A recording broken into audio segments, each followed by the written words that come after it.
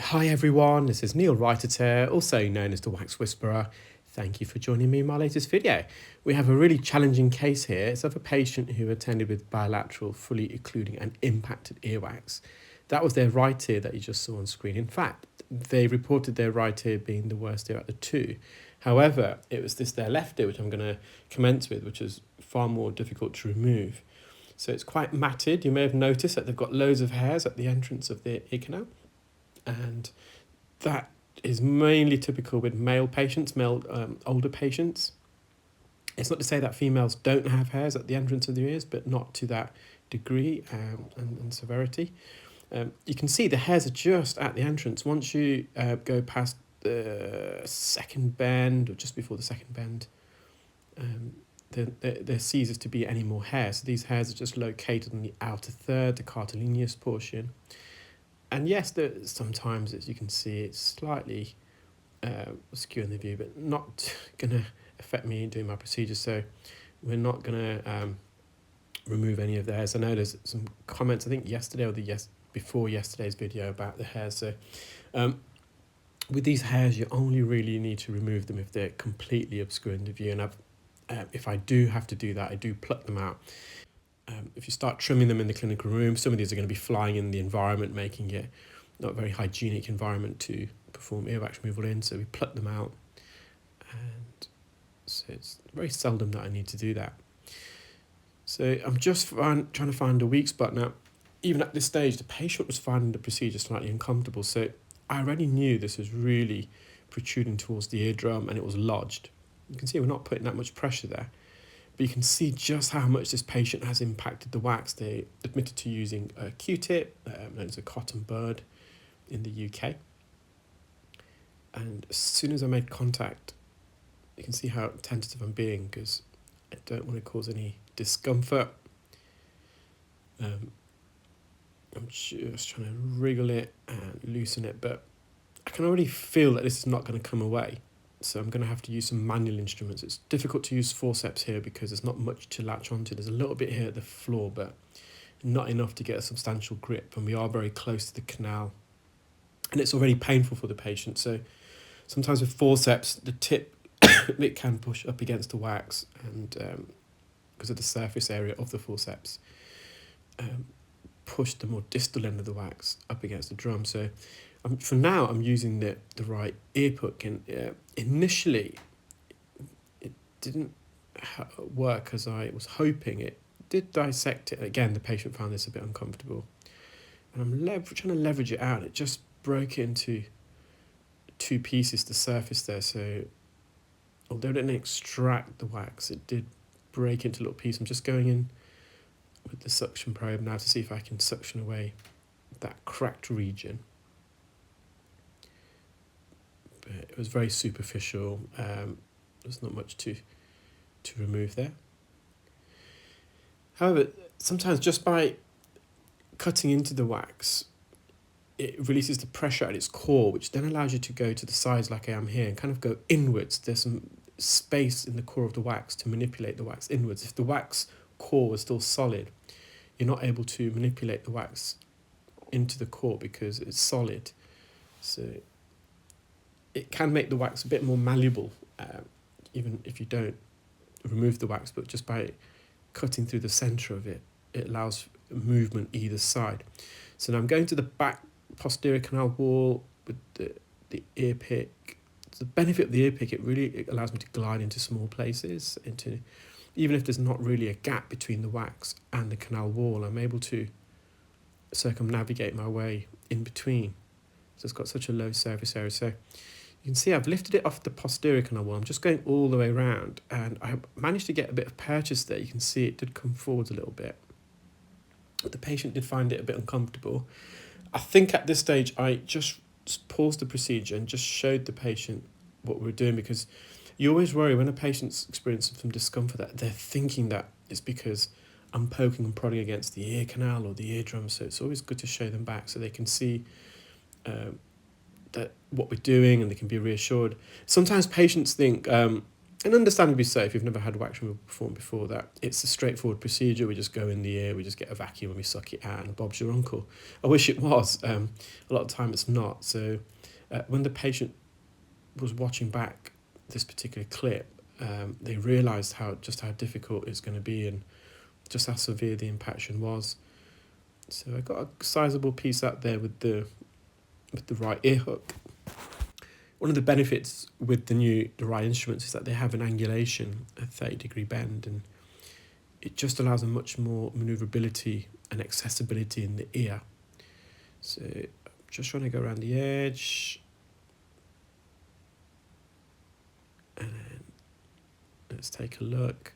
So we have got quite a lot out already. It may not look like it, but on the tissue at this stage, the patient was quite flabbergasted by how much we'd removed. But I did say that was just the tip of the iceberg. There's a lot more to come. So you can see with the hook, although it didn't remove the wax and keratin, there's a bit of keratin here as well, guys, a bit dead skin. Although it didn't remove it, it did break it up a little bit. So I was able to then go in and mop up with the suction probe. And here I've got a decent suction grip, and I'm really trying to bring this forwards laterally towards the entrance, but you can just feel the resistance, and you can see at the bottom there's some keratin building up there, some dampness there. So we know that there's some keratin, some dead skin adhered to this perimeter of this plug of wax and skin itself, which is still attached to the canal wall, and that's also having some resistance. So I'm just going more to the front of the ear canal. But again, with forceps, there's very little for me to grab onto. When you use forceps, there's a little bit just at the bottom there, but probably not going to be enough. And because there's quite a few hairs there, you have a tendency of just pulling away at the hairs, and the hairs just come away. So I'm just giving it another tease, and I think I'm then going to revert to the right pick again, and it worked really well. And managed to start bringing it out.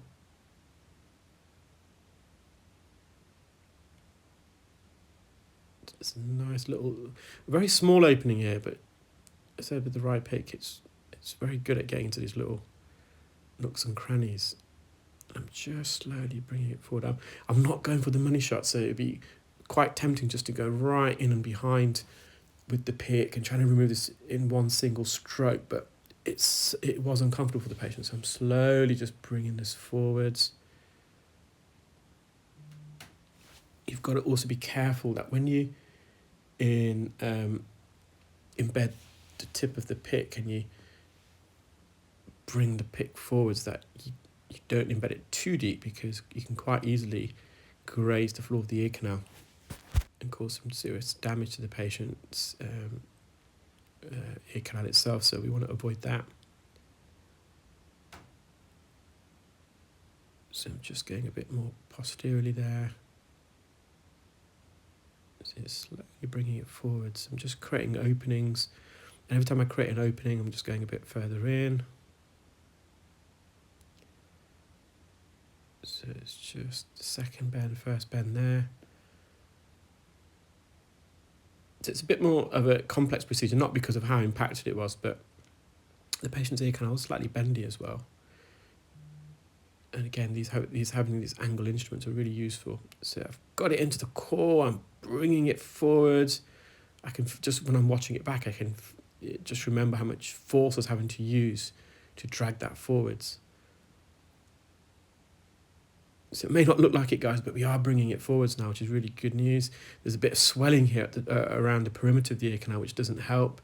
That edema, that swelling will engulf the plug, which makes it much more difficult. And you'll see just how sore this patient's ear is. You can just see how much they impacted this wax. And the analogy I give is to patients, it's like when you're on a beach and you've got a bucket and you get your shovel and you get some wet sand and you fill up the bucket, and then you use the reverse of the shovel and just hammer in that sand into the bucket, and that's how impacted this felt when removing.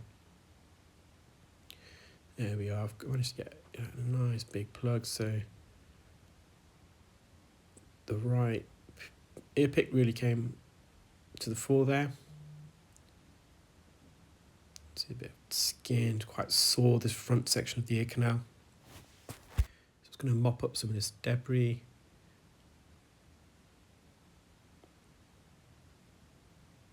See how it's just a bit of swelling to the left.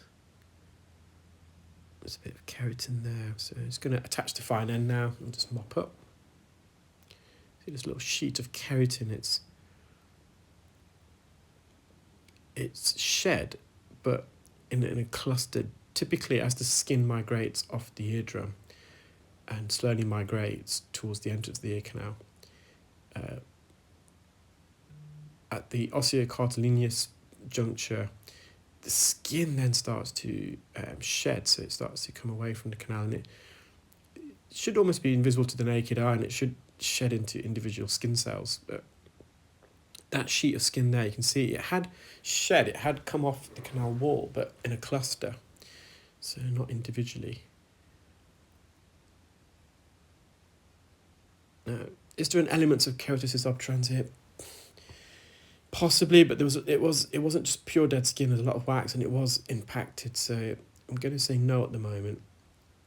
So the left ear is fine. It just needs to calm down. You can see it was very tender in there. So moving on to their right side, which they felt was their worst one. The majority of the wax came away relatively easily. So I'm just using microsuction. It is still wedged. I'm just having to work this matted wax and keratin. It's quite soft in consistency as well here. It's a bit more crumbly as well compared to the left side. Spoiler alert, guys, there's going to be a little bit of wax and skin left in this ear, but not a significant amount. It was just a bit uncomfortable when we were trying to remove the last bits for the patient, so just left it, and it wasn't going to cause them any problems. So that broke away into 2 pieces.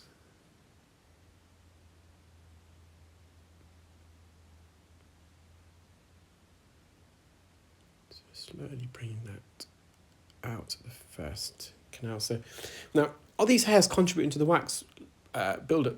I'm going to say no, because the wax was nowhere near the entrance here. It was deep in the ear. So this is very self-inflicted. It's been pushed in, and the patient is a chronic user of Q-tips. You can see that front section, and this is why it was a bit uncomfortable. It's a bit sore here to the right. Slightly, you can see it slightly inflamed that region of the anterior canal wall. So the eardrum, although sound waves can reach the eardrum, there is some keratin there. That again is a sign. There's when you've got wax and keratin this deep, it's a sign that it's been pushed in. And especially when you've got hairs like this very deep in the ear. Again, these hairs have been pushed in. They should only be in the outer third. Alternatively, it could be when the patient's had been to the barbers and when they're trimming their beard, or there's sideburns, that some of the hairs flew into the ear, but this just looks very impacted.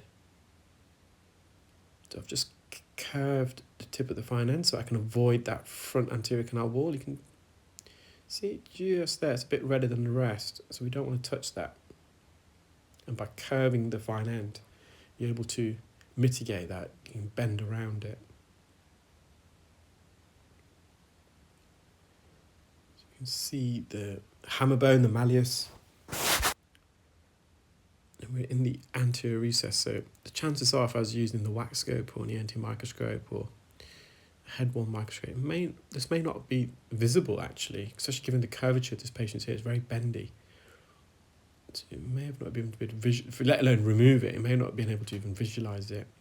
And that's why the endoscope can be its worst own enemy sometimes. Not only, but in a good way, it provides you unparalleled visualization of the old ear canal, and therefore you're able to see wax that you may not always able to see. And when you obviously see wax, and you can remove it, we will try, but just as you've got to weigh up the pros and cons. Wax isn't always going to cause symptoms for the patient. A bit of wax is good for us. That's why our body secretes it.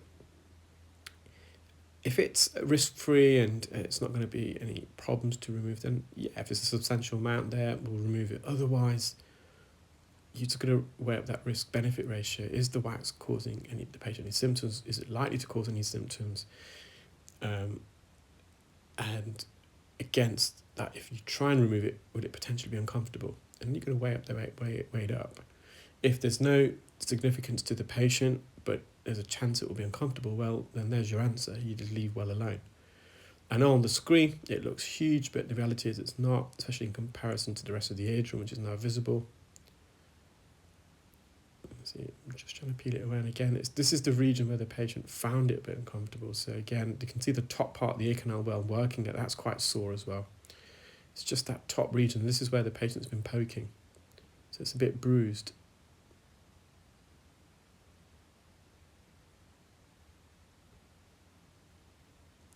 And it doesn't feel as though I'm making contact with, well, I'm probably making slight contact on the top surface of the fine end against the top part of the ear canal, and because it is bruised, I think that's what the patient was finding a bit uncomfortable. So I think I managed to get a little bit more, then we leave it as it is.